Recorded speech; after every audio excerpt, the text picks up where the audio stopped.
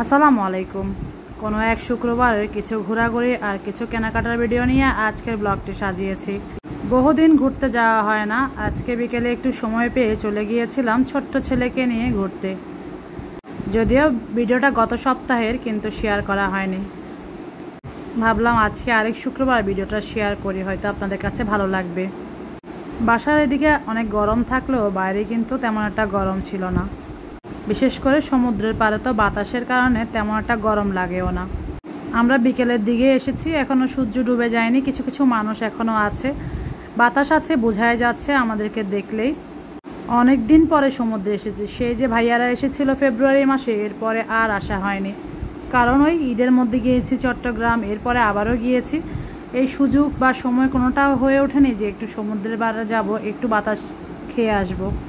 আর যেহেতু মাঝে মধ্যে ওদের বাবা শুক্রবারও কাজ থাকে, অফিসিয়াল মিটিং থাকে অনেক সময়, তাই ওকে পাওয়াই যায় না। আর জারিফও থাকে মাদ্রাসায় বিকালবেলা, ওকে ছাড়া যেতেও ভালো লাগে না। কিন্তু কেন জানি না এদিন এত বেশি খারাপ লাগছিল যে একটু না গেলে ভালো লাগছিল না। এদিকে একটা ছোট্ট কাঁকড়ার দৃশ্য দেখে কি অদ্ভুত, মানে অবাক হয়ে গিয়েছি। মাশাআল্লাহ, সুবহানাল্লাহ। এই যে মাটি ছিদ্র করে কাঁকড়াগুলো ঢুকে যাচ্ছে, আমরা অনেকগুলো দেখেছি, শেষ পর্যন্ত একটার ভিডিও ধারণ করতে পেরেছি। চোখের পলকে এগুলো মানুষের আবাস পেলে পানির ভিতরে ঢুকে যায় বা বালির ভিতরে ঢুকে যায়। অদ্ভুত এক ব্যাপার। এখানে এক লোক মাছ ধরলো, মাছ তুলে নিল, আর এরা বাপ বেটা হাঁটছে। যেহেতু আমি ক্যামেরার পিছনের মানুষ, তাই আমার ক্যামেরার সামনে থাকে আমার ঘরের মানুষজন, আমার ছেলেরা, ওদের বাবা। তাই ওদের কিছু ভিডিও আমি মাঝে মধ্যে করে আপনাদের সাথে শেয়ার করি। এগুলো আমার একান্তই ভালো লাগার বিষয়, হয়তো অনেকের কাছে ভালো নাও লাগতে পারে। যাদের কাছে ভালো লাগবে না তারা এড়িয়ে যাবেন, কারণ যাদের মন মানসিকতা ভালো নয় তারা সব কিছুতেই খারাপ খোঁজে। হয়তো এই ছোট্ট বাচ্চাটার ভিডিওতেও অনেকে অনেক খারাপ কিছু খুঁজে বের করে ফেলবে, কিন্তু সত্য কথা বলতে কি, যারা ভালো মানুষ অনেক খারাপ কিছু থেকেও তারা ভালোটা বের করে নেয়, তারা খারাপটা দেখে না। বারবার ও পানিতে যেতে যাচ্ছে, বারবার ওর বাবা ওকে ধরে নিয়ে আসছে, তাই ওর একটু মনে কষ্টও লাগছে এই যে ও পানিতে যেতে যাচ্ছে।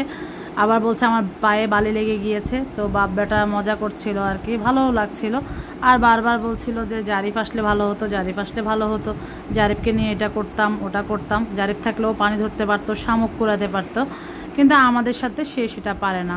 তা আমরা পানির ধারে কাছে ওভাবে যাইনি। এটা হচ্ছে মাঝখানে অল্প কিছু কিছু পানি জমে যায় না জোয়ারে আসলে, ওই পানিটা ঢেউর কাছে যায়নি। বিকেলবেলা তো পানির মধ্যে যেতে ইচ্ছে করে না, আর এখানে আসলে দেখা যায় যে বালি দিয়ে একদম একাকার অবস্থা হয়ে যায়। যারা 2-4 দিনের জন্য বেড়াতে আসে তাদের জন্য ঠিক আছে, কিন্তু যারা আমরা এখানে থাকি তাদের জন্য আসলে বিষয়টা অতটাও সুখকর নয়। কারণ যারা বেড়াতে আসেন তারা হোটেলে গিয়ে গোসল করেন, হোটেল মালিকরা হোটেল পরিষ্কার করার দায়িত্ব থাকে। আর যারা নিজের বাসা আছেন তারা তো বোঝেনি, একটা বালি মানে বোরকার করেও 1 কেজি মতো চলে আসে, এমন অবস্থা। তো সেই পরে বাথরুম পরিষ্কার করো, ঘর পরিষ্কার করো, বেহাল অবস্থা হয়ে যায়। তারপরেও ওই যে সমুদ্র ভালো লাগে, তাই বারবার ছুটে চলে যায় সমুদ্রের কাছে। আর এ জায়গায় শান্তির জায়গায় হচ্ছে এই একটা সমুদ্র। এদিকে আফিফ আসছে, আফিফ লিখবে, তাই নতুন করে আফিফ লেখা শিখেছে, তো তাই আফিফ লিখছে। আর এই তো আমাদেরকে বলছে ভিডিও করো, একটু দেখাও। সুন্দর একটা বিকেল কেটেছে, যদিও জারিফ ছাড়া। তারপরেও জারিফ স্বাভাবিকভাবে পড়াশোনার জন্য যখন ছেলেরা বাচ্চারা বড় হয়, ওদেরকে ছাড়া অনেক সময় অনেক জায়গায় যেতে হয়।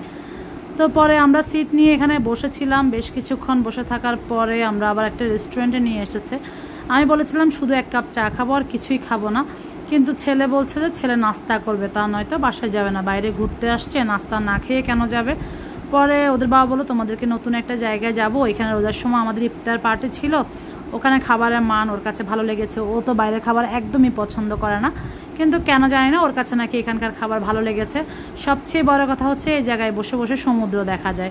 তাই আমি বললাম আগে নিয়ে আসতে, এই জায়গা থেকে কত সুন্দর লাগছে সমুদ্রটা, আগে এসে তো এখানে বসে থাকতে পারতাম। তা আসলে মাথায় ছিল না, বলে অনেকদিন ধরে চিন্তা করছিলাম তোমাদেরকে নিয়ে এখানে আসবো, কিন্তু আসা হয়নি। যাই হোক, আর এদিকে হচ্ছে আপনার সন্ধ্যাও হয়ে গিয়েছে। তা আমি বললাম বেশি কিছু খাওয়ার দরকার নেই, কারণ দুপুরে খেয়ে বের হয়েছি, বিকেলে বা সন্ধ্যায় খিদে একদমই থাকে না।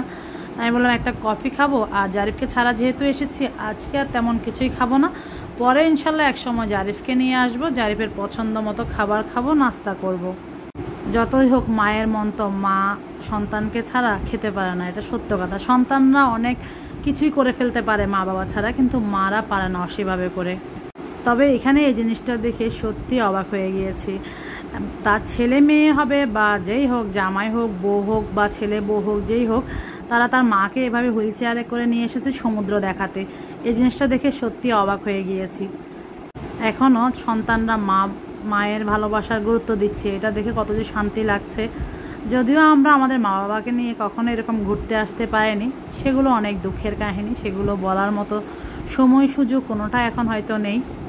আর এই তো রেস্টুরেন্টে বসে উনি অফিসের কাজ করছে, আর হালকা নাস্তা করে আমরা বের হয়ে চলে এসেছি একটু বাজারও করব। আর টুকটাক কিছু জিনিস লাগতো, যারে পানির ফ্লাক্স হারিয়ে ফেলেছে ওর জন্য একটা পানির ফ্লাক্স কিনতে হবে, কারণ গত 2-3 দিন সে পানি ছাড়াই মাদ্রাসায় যাচ্ছে। আর এই তো এই নিয়েছিল আমার আজকের ভিডিও। কেমন লেগেছে জানাবেন, সবাই ভালো থাকবেন।